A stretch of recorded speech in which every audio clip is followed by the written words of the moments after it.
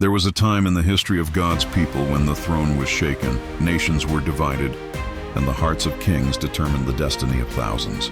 After King Solomon's reign ended, the once united kingdom of Israel split into two, Israel in the north and Judah in the south. Both nations began their journey with the blessing of God, but what happened next would be a lesson for generations. In Israel, king after king rose to power, yet most turned their backs on the Lord. They worshipped idols, built altars to false gods, and led the people into sin. The prophets were sent, Elijah, Elisha, and others, warning them to return to the one who had rescued them from Egypt. But their hearts hardened. And as the kings of Israel drifted further from God, corruption increased, injustice spread, and their kingdom began to crumble.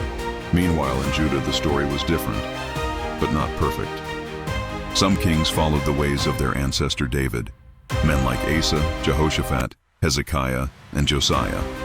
These kings brought revival, tore down idols, restored the temple, and turned the hearts of the people back to God. Under their leadership, Judah experienced peace, blessing, and the protection of the Lord. But not every king of Judah walked in the light. Some chose pride, others listened to wicked counsel, and a few completely rejected God. And each time a king rebelled, the people followed, and Judah suffered the consequences. It became a cycle, a rise and a fall. When a king humbled himself and sought the Lord, the nation was lifted. When a king turned to darkness, the nation fell into chaos. Through every victory and every downfall, one truth echoed across history. The strength of a kingdom was not in armies, wealth, or power, but in whether their hearts belonged to God. The Book of Kings reminds us that leadership matters, obedience matters, and faithfulness to God is the foundation that keeps a life or a nation standing strong. And just like those ancient kingdoms, our lives can rise or fall, depending on who sits on the throne of our heart. When God is first, we find peace, purpose, and direction.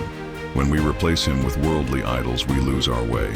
So the story of Israel and Judah is not just history, it's a mirror, a reminder to choose today whom we will serve. Because every rise and fall begins with the heart.